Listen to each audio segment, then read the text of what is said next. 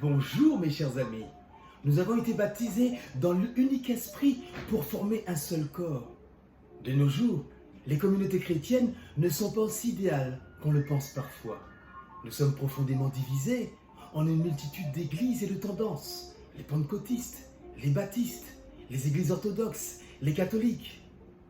Il est important qu'il y ait unité des chrétiens, car nous avons tous un seul corps, un seul esprit, un seul Seigneur, une seule foi, un seul baptême, un seul Dieu et Père de tous, au-dessus de tous, par tous et en tous, nous rappelle Paul dans sa lettre aux Éphésiens, chapitre 4, verset 6. Bien-aimés du Seigneur, le plus beau miracle de la Pentecôte, c'est que Dieu peut parler toutes les langues.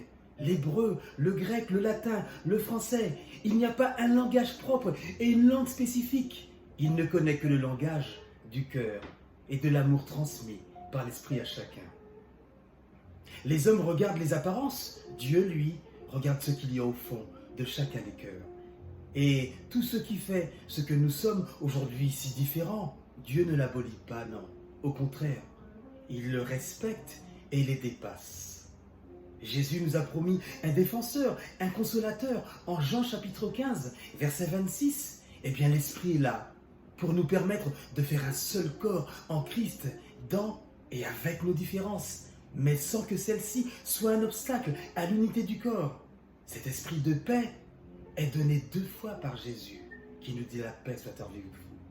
Et nous permettra de surmonter nos peurs, nous donnera le courage de faire un pas vers l'autre. Frères et sœurs en Christ, les textes de la Pentecôte nous invitent donc à former un seul corps en Christ par la grâce de notre baptême. Et ce don de l'Esprit est indissociable de l'envoi en mission pour aller à la rencontre des autres. Demandons à Jésus d'être ses témoins dans toutes les nations, jusqu'aux extrémités de la terre. Nous rappellent les Actes des Apôtres, chapitre 1, verset 8. Et recevons son esprit pour annoncer la bonne nouvelle du salut. Amen et bonne fête de la Pentecôte.